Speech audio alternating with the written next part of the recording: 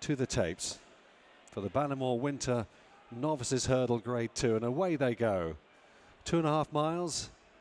They'll be jumping 9 flights, just 1 flight on the back straight to negotiate first. Part this one will take them along then with Henri's friend close up with him, the dark blue jacket. Right behind them, the red colours of I'd Like to Know. And on the inside is Maximilian in the sheepskin noseband, wider out to Henri the Second. And between horses, Tom Scudamore in the orange jacket on Man at Work. Tom on board here, having won the last race. I mistakenly took him for Aidan Coleman in the last race at one stage, so apologies to Tom. So he's at the moment in a share of last place with Henri the Second on Man at Work as they take the far turn. Park this one, the leader, in the hands of Gavin Sheehan, moving ahead by about 2 lengths then to Henri's friend and Keelan Woods as they come round towards the home straight for the first time. The noseband on the inside, champion jockey Brian Hughes down here today for Maximilian, the unbeaten Maximilian, with on his outside then I'd Like to Know and Tom Cannon in the red colours, white face of Henri the Second and Harry Cobden, and Man at Work and Tom Scudamore close up behind him. Now they come up towards the second and third flights in this intriguing contest here, with only about 3 lengths separating all of these runners. And touching down in front there, I'd Like to Know going on now from on the inside. Park this one in the blue and yellow colours. Tom Cannon sending him to the front. Henri's friend on the near side, close up as they cross over the next. Slightly awkward jump by Maximilian there. He was out jumped certainly by Man at Work in the orange, and Henri the Second has relegated Maximilian to last place now, unbeaten in 5 starts. Maximilian, just watching Brian Hughes, he doesn't seem to be too perturbed at the moment. 2 out of 2 over hurdles, of course, and at the moment he's about 4 lengths off the front running I'd Like to Know, who won at Worcester on hurdling debut. Takes them up the hill. Park this one in second. Just alongside him though is Henri's friend. Henri the Second together with Man at Work behind them, and Maximilian close up in 6th and last place. Now they're about to go down the hill over on the side of the course now. I'd Like to Know, real strapping type, leading by just a length or so to Henri's friend, who's on the outside of Park this one, who's next to the rail. Henri the Second, promising debut at Chepstow, just ahead there of the Aintree winner Man at Work, who's travelling on the rail, and Maximilian keeping them all in his sights in the hands of Brian Hughes. They're about to head down towards their next flight here. 4, 5, 6 and 7 down the back straight. 5 lengths would separate all of them. I'd Like to Know comes up towards it and jumped that really nicely. Maximilian a little bit slow at the back there, just lost a little bit of ground, squeezed along briefly by the champion jockey as they move on to flight number 5. Just steadied into that time was the leader. I'd Like to Know still has it by a couple of lengths. Henri's friend in the dark blue jacket on the outside of Park this one, right behind him. Henri the Second on the outside of Man at Work in the orange jacket, and still looking on wider in the noseband there. Just a tap from the whip there from Brian Hughes is Maximilian. Now they go over the third down the back straight. All of them seem to be travelling very comfortably indeed. They've completed their first circuit now, and they move on towards the 7th flight over on the far side of the track here. I'd Like to Know on the inside of Henri's friend, and we hit that, the leader. I'd Like to Know just slightly unbalanced, but he kept his momentum going. Henri's friend in second. Henri the Second's white face, green and red colours on the outside, trying to win this race that his half-brother won a few years ago, Enrilo. And then back in 4th then is Park this one with Man at Work, and Maximilian being squeezed along now to maintain that unbeaten record. At the moment he's got a bit of work to do here.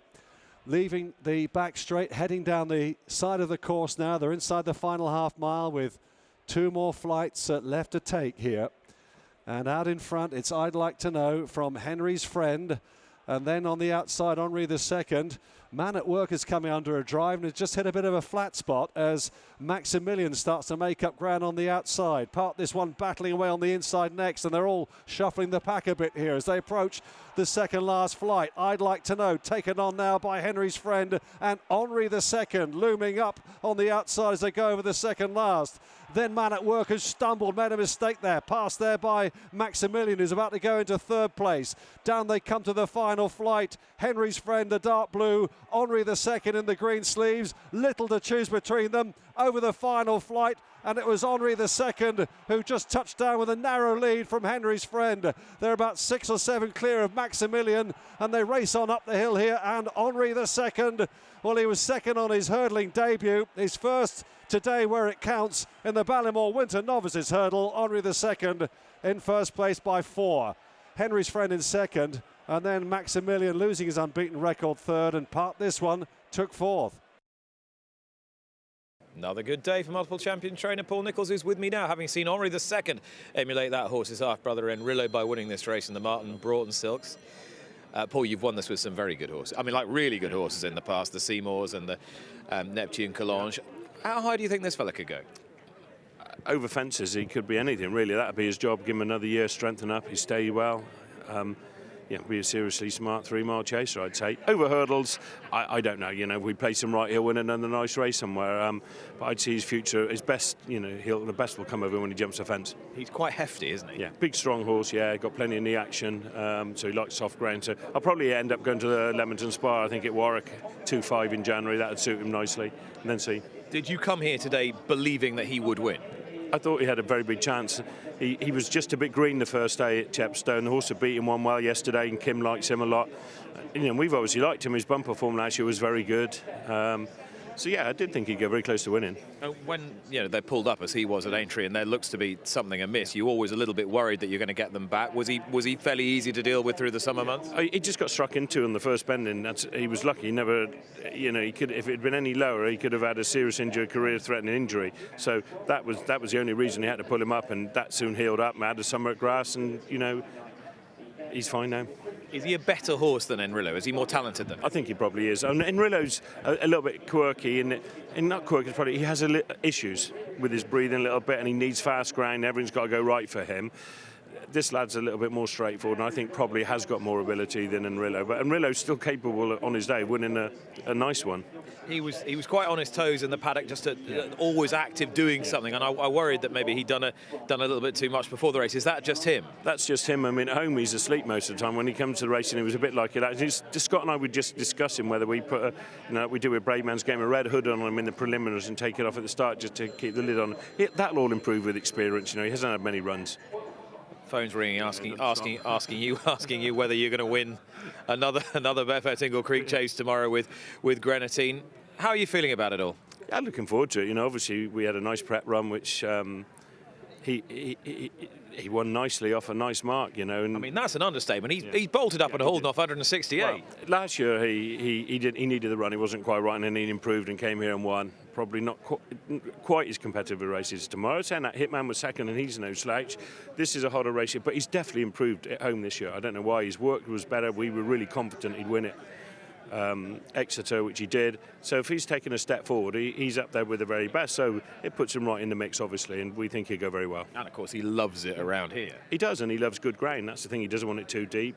So in effect, for him, to me, it's his home game from a lot of ways. He's had a run, a couple of the others haven't, which might just be a telling advantage tomorrow. But it's going to be a hot race, and it's a very competitive race. I was talking to Harry Cobden about him earlier in the week, and he said he feels he's just a much more mentally straightforward horse than he used to be. Do you share that view? Yeah, he is, because he used to be keen, and you have to drop him in a fast run race. Now you could, if they're not going quick enough, you can bowl along in front like we did it. Actually, you can ride him any way you like. He's much more relaxed, he's stronger. And yeah, he's 8 years old. They sort of keep on maturing. They never stop maturing. And so, lucky, we're in a good place with him. You were on the score sheet at Exeter yourself earlier on in a match race with Gelino Bello. It probably didn't tell us masses, but it might have told you a bit. It just gets good experience jumping, and he's running 2 novice chases now. and beat 2 horses, which is not ideal, but he's won some good prize money, he's gaining experience, and Lorcan said he wasn't doing a tap in front today, so we'll step him up in grade now if we find something suitable for him. What's the obvious? Would you think about the Corto Star or not?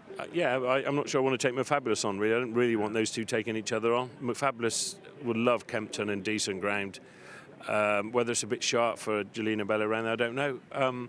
There's quite a valuable race at Doncaster 2 weeks tomorrow, which it might even be next weekend. That I might even look at. He hasn't done a lot today, bar gallop round in front, really. So we might look at something like that. But I'm not in a rush with him. All right, Paul. Good luck tomorrow. Well done today. Thank you. Cheers.